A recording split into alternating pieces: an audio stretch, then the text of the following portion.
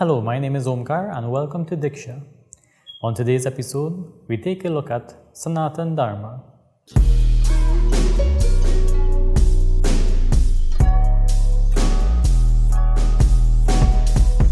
Now, it's a reoccurring topic on this program, Diksha, because Diksha itself is a program that is based on eternal principles. And the reason I say it like that, eternal principles, instead of using the term Sanatan Dharma, is because Sanatan Dharma is the Sanskrit name and eternal principle is the translation, loosely speaking. Now, eternal principles, although yes, we like to label things as being Sanatan Dharmic, relatively speaking, it is so complex that we can see examples of the eternal principles of nature in everything. And on today's program, I'm going to use an analogy of Sanatan Dharma being represented in cars. And the reason I use cars as the example is just because I was thinking about it in that way. So I thought I'd make today's program basically following the line of thought that I was having on Sanatan Dharma. And more specifically on the concept of Shiva and Shakti. So today's program is, I'm going to use an analogy of cars, automobiles, to let's say lay out Sanatan Dharma in a simplistic way. Because as we all know, Sanatan Dharma principles, you have the Vedas and the Sastras and all the Purans and all these other religious texts from all over the world that expound all the various laws of Sanatan Dharma or the laws of nature. And yet, there is always the evolution of ideas as we as human beings come to know more information. So, first of all, a car is something that everyone knows and everyone uses, whether directly or indirectly, whether we own a car or we travel in taxis or on other automobiles. But each one of us knows the concept of a car, that it uses fuel, it's a mechanical object that needs maintenance, the basic function that the engine starts, the car goes, there's brakes, the car stops. So everyone knows about a car. Similarly, everyone understands the concept of creation and being created, even if it's in the simplest form that we are born as human beings and we die. That's the simplest form of creation, the simplest principle, rather, of creation. And a lot of people are perfectly satisfied with knowing that a car is something they use as a mode of transport. And that's all a car will ever be, a mode of transport. Similarly, a lot of people will understand creation as I am born, I live my life, I die. It's the simplest form. As we take that one step further, so going from somebody who, let's say, they travel using automobiles but they never really give any thought about it, we move into someone who owns an automobile, owns a car or a van or truck or whatever, but owns an automobile. Then there is a vested interest in the simplest way that it works. And the simplest way that it works being maintenance and being, for example, the relevant inspections and insurance that goes with an automobile. Similarly, exactly the same way with Sanatan Dharma or the eternal principles of nature, when we begin having a little more invested interest in in the eternal principles of nature, we begin, let's say, becoming more aware of what the functions are or what the different criteria are for it to properly function, or for it to be viable as a way of transporting us. So the same way we begin becoming aware of, let's say, for example, the different literatures, whether it's the Bible or the Quran, or the Hindus have various texts that they follow, the various sectors of Hinduism follow. But there's the awareness of what is necessary to journey.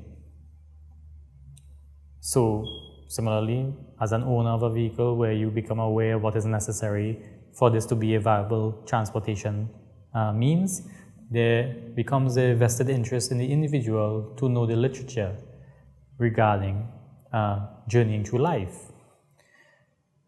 We go one step further into somebody who may be interested in having a little more, they have more interest in a car, so they begin probably reading up on a car, probably taking more care of the car, they become a car person, as we say. And they go a little bit further, and so there's these different stages of being invested in how a car works, the maintenance, simple maintenance. You might want to change your own oil. In the same way, in Sanatan, in following a particular way of journeying through life, the individual becomes more vested in the journey of life. And so we go through the stages and we become more aware, we begin reading more literature, we begin having different practices, becoming more aware of the various type of practices that we need to upkeep and make owning this life more enjoyable or less stressful. Very same with the car, we become, as a concerned owner of a vehicle, as compared to an unconcerned owner, we become more invested on the appearance of the car, the proper maintenance of the car. We become more invested in, let's say, that it's reliable. Exactly the same way a person will be more invested in spiritual practice when they want spiritual practice to be more reliable in life. Now, all this that I have described is when somebody, let's say, becomes an owner of a vehicle. In the same way, when we try to own the means by which we journey through life, we become vested even more and more in doing so properly. So that's the basis of the way that Sanatan or the eternal principles operate. Now, in the following stage, or when we step up into somebody, let's say, for example, a person becomes mechanically inclined to understand the principles of the way a car works, to understand the way the engine works and the fuel system works and the electrical system and all the mechanics of the car. The same way, a person who becomes more involved in life, in living life to the fullest, becomes more vested in the mechanics of life, the mechanical aspects of life. And by mechanical, I mean the intricacies of having the harmony in life in order to live positively, or by our own definition of what is positive to us. In this very same way, a person does that. Now, we reach the point in the vehicle where we have the professionals who design the vehicle, which can be, let's say, correlated to the priests and the imams and pundits and all the monks and all these people who are involved deeply in the design of life. And by design, irregardless of the culture I'm speaking, or irregardless of the time, or the religion, or the labels of society, but really the way that it is designed to work together harmoniously. That an engineer sits down and plans the way the engine will work to give the optimal performance, the way the electrical engineers plan out the electrical system so that everything works properly. The designers of the upholstery, they make sure everything is comfortable. In the same way, the engineers of life, the Brahmins and the imams and the priests and the monks, they design the systems with the understanding of the way that things go together. They design the systems of life to make life as pleasantly livable as possible. Unpleasant doesn't mean in this example that we are satisfied with material things, but rather that when we adopt the principles of the design of life, that things flow smoothly without any trouble or any added stress besides the normal maintenance of life. Now, we reach to the point where there's a design of the mechanical, the engines and the electricals and all these things, and there's the design in life, where the religions design the culture of what will make us happy, what is appropriate and inappropriate, and all these things. And this is what the average person or the consumer goes by. So we don't have to worry about the design, we just have to worry about what is for us maintenance. So we worry about the daily routines and the monthly routines and the yearly routines of living properly. Now, in the design process, when we speak of the design of a vehicle, the engineer is aware of the principles that govern nature. So combustion, for example, one understands explosive nature, the mixture of fuel, the ratios of the fuel mixture, to control the combustion in the engine.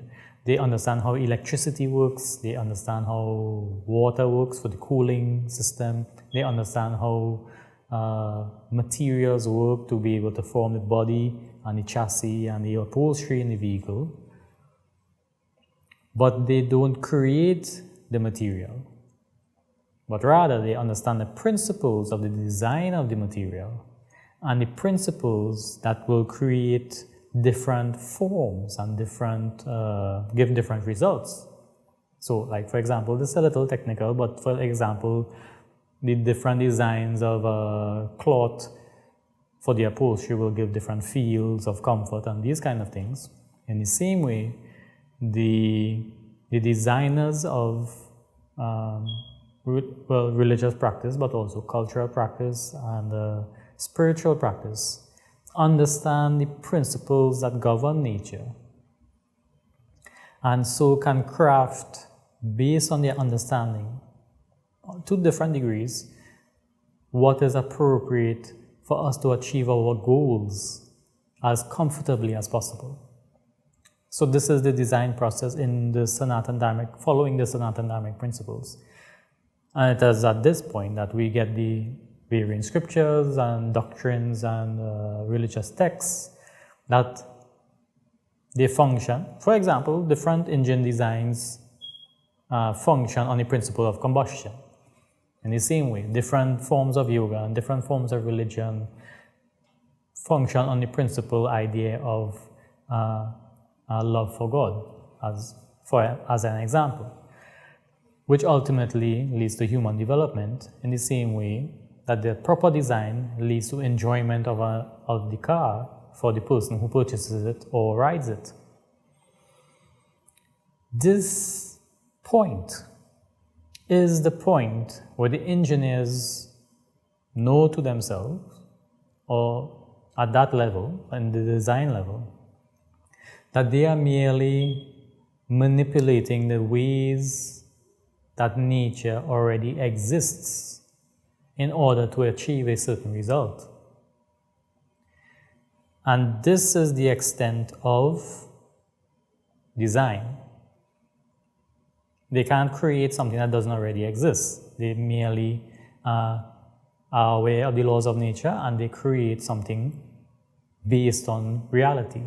In the same way, Sanatan Dharmic principle is aware of the laws of nature and energy, and so the design is based on that. But there's no creation of Sanatan Dharmic, let's say, foundation or the eternal principles of nature. There's merely, let's say, the awareness of Sanatan Dharmic principle, or eternal rules of nature. So the scientists did not create combustion, they merely understand it. And in the same way, the yogis did not create energy, they understand it. They understand the energy of bhakti and devotion, and of gyan, of knowledge. They understand the energies of ego, for example, and the detriments of ego. So this is where, in the design phase, there's the manipulation of energy. Now, energy, at this point, as in the engine, for example, that gives the gasoline and the air mixture that gives a certain combustion, energy exists as the combustion, exists as a manipulation of energy. And that energy exists. In yoga and in other forms of religious practice, it is understood to be matter. It is understood to be, in Hinduism, we call it Shakti, which is energy. And energy, according to physics, cannot be burnt up, but merely converted. It can't be destroyed. It merely changes form from one form to the other. In the same way, in yoga, the yogis say that energy cannot be, that energy exists in the universe and changes form from one form to the other. Same exact principle. And that is the basis of, for example, reincarnation, which is when the soul travels from body to body. It is merely the soul abandoning a vessel that has energetically been depleted and takes on another vessel that is now fully charged. Now, the scientists understand, when designing a vehicle, that energy exists on something. And only recently they've called it dark matter.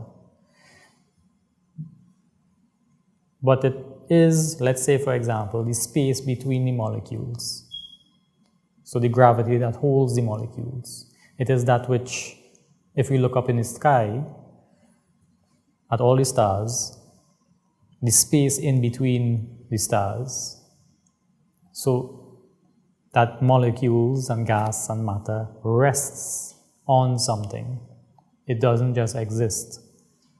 In yoga and in religion, but specifically in yoga, that which energy rests on is called Shiva. And in a more material sense, it is called consciousness. And the reason we call it consciousness, or have named it consciousness, is because there is no way to know it. There is only an awareness of it. In the same way, when the scientists look at the atoms and the molecules, or they look at, for example, space, there is an awareness that there is distance and time between objects. In the same way, between transformations of energy from solid to liquid, from us occupying a body to occupying another body, we don't cease to exist. We rest on something. And that is the basis for Shiva in Sanatan Dharmic law, or the Mahavishnu, if you want to name it according to the Krishna movement.